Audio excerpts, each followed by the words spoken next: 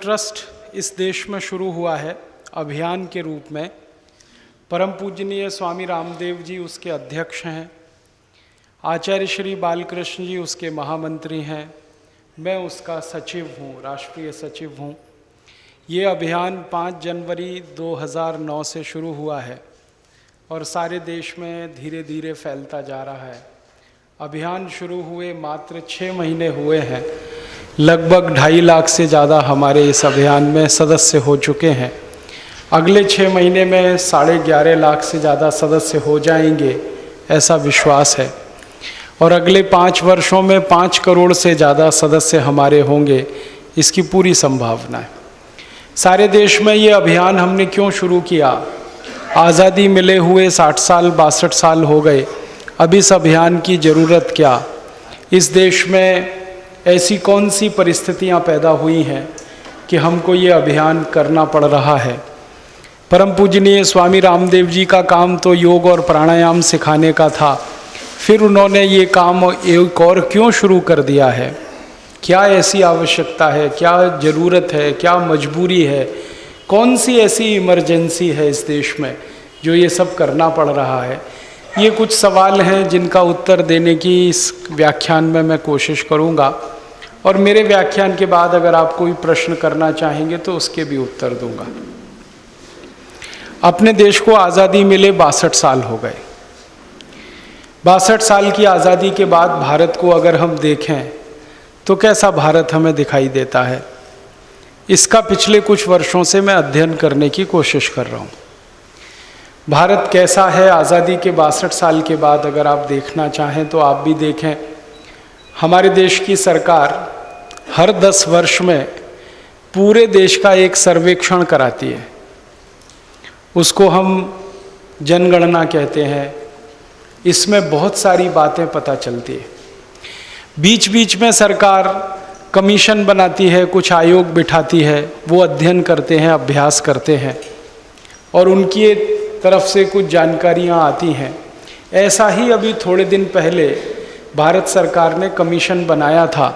हमारे वर्तमान प्रधानमंत्री हैं डॉक्टर मनमोहन सिंह, उन्होंने एक बहुत बड़े अर्थशास्त्री को एक जिम्मेदारी दी थी कि भारत की आर्थिक स्थिति का परीक्षण करें और विश्लेषण करें और पता करें कि आज़ादी के 62 साल में हम कहाँ पहुँचे। शायद प्रधानमंत्री ने ये सोचकर ये जिम्मेदारी दी होगी कि कुछ अच्छे परिणाम उसमें से आएंगे, कुछ अच्छे डेटा मिलेंगे, कुछ लोगों को जानकारी देने लायक सरकार के पास कुछ होगा, तो कमीशन बना दिया। एक बहुत बड़े अर्थशास्त्री प्रोफेसर अर्जुन सेन गुप्ता को उसका अध्यक्ष बना दिया। उनके सहयोग के लिए दूसरे अर्थशास्त्रियों को लगा दिया। इन अर्थशास्त्रियों की टीम ने 5 साल तक काम किया। 5 साल काम करके एक रिपोर्ट बनाई। उस रिपोर्ट का नाम है अर्जुन सेन गुप्ता कमीशन रिपोर्ट। वो रिपोर्ट हमारी संसद में जब आई तो सबके होश उड़ गए। प्रधानमंत्री के होश उड़ गए, वित्त मंत्री की हालत खराब हो गई।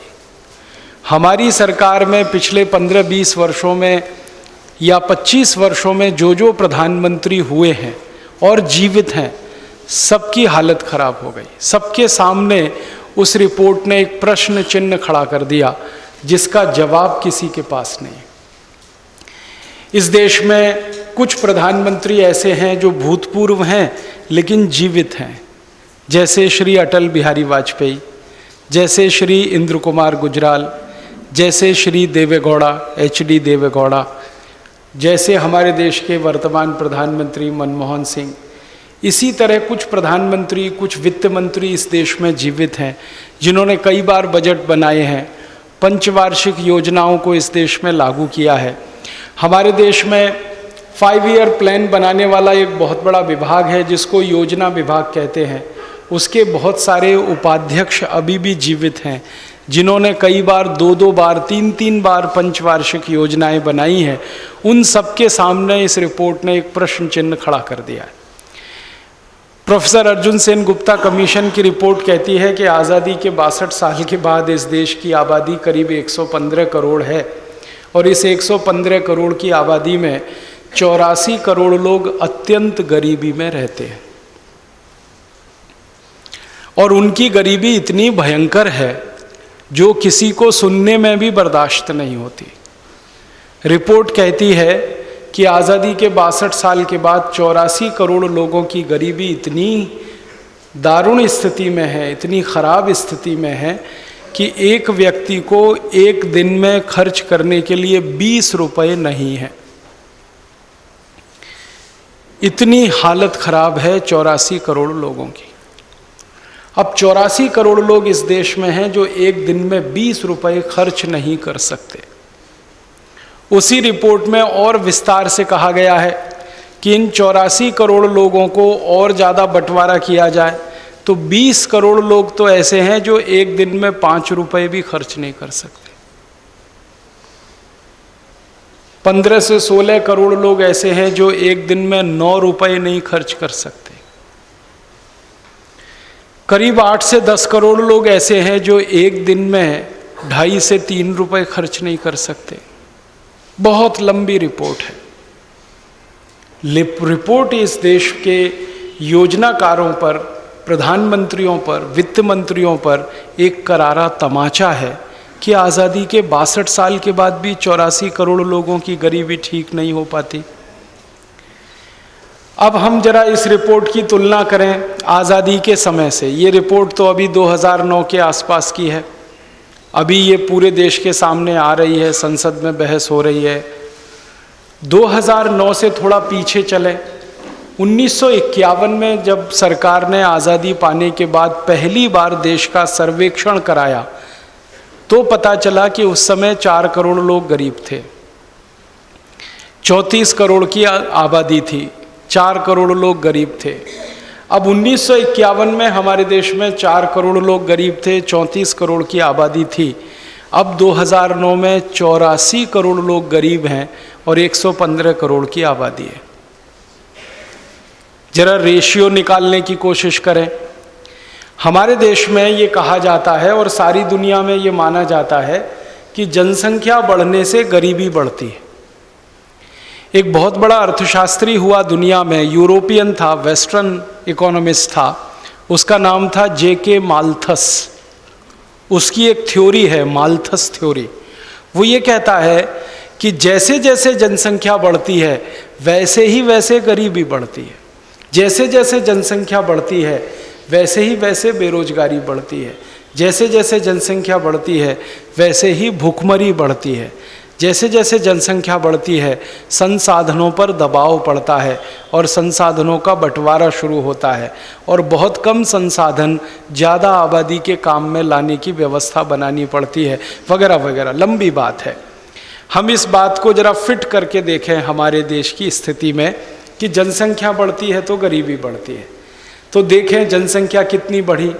हम 34 करोड़ थे 1951 में, अब हम 115 करोड़ हो गए। लगभग 3 गुनी जनसंख्या हमारी बढ़ गई, या कहें तो 3.5 गुनी बढ़ गई। तो 3.5 गुनी हमारी जनसंख्या बढ़ गई तो गरीबी कितनी बढ़नी चाहिए? लगभग 3.5 गुनी। तो 4 करोड़ हम गरीब थे तो 12-15 करोड़ होना चाहिए, गरीबी तो 84 करोड़ की हो गई। मतलब क्या है? जनसंख्या तो 3.5 गुनी बढ़ी, गरीबी तो 21 गुनी बढ़ गई। यहां तो माल्थस भी फेल हो गया। उसी रिपोर्ट में बेरोजगारों की बात कही गई है। हमारे देश में बेरोजगारों की स्थिति क्या है? प्रोफेसर अर्जुन सेन गुप्ता कमीशन की रिपोर्ट कहती है कि भारत में 20 करोड़ लोग पूर्ण बेरोजगार हैं, जिनके पास कोई काम नहीं है, जिनको तत्काल कुछ ना कुछ काम की ज़रूरत है। ऐसे 20 करोड़ लोग हैं। इनमें ग्रेजुएट हैं, पोस्ट ग्रेजुएट हैं, इंटरमीडिएट पास किए हुए हैं, मैट्रिकुलेशन पास किए हुए हैं। 20 करोड़ लोग हैं, काम चाहिए उनको। और वही रिपोर्ट कहती है कि 40 करोड़ लोग ऐसे हैं इस देश में जिनको साल में 2-3 महीने काम मिल जाता है।